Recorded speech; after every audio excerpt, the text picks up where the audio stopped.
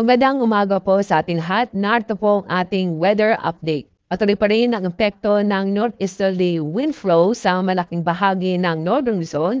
Samantala, itong shear line ay patuloy na nakaka-apekto sa Central Luzon. At kasalukuyan po, wala po tayong namomonitor na low pressure area o bagyo sa loob ng Philippine Area of Responsibility. At sa ating magiging lagay na panahon sa susunod na 24 oras, inaasahan po natin ang maulap na kalangitan na may mga pag-ulan sa mga lalawigan po ng Batanes, Cagayan, Apayao, Isabela at Taninga. Samantala, itong lalabing bahagi ng Luzon ay magiging maganda at maliwas na ang panahon o fair weather po tayo ngayon. Manibalan po sa mga sandaling pag-ulan o mga biglaang buhos na ulan. Maganda at maliwas sa panahon pa rin ang inaasa po natin sa Visayas at sa Mindanao. Manibalan po sa mga isolated na mga pagbulan dahil sa mga localized thunderstorms.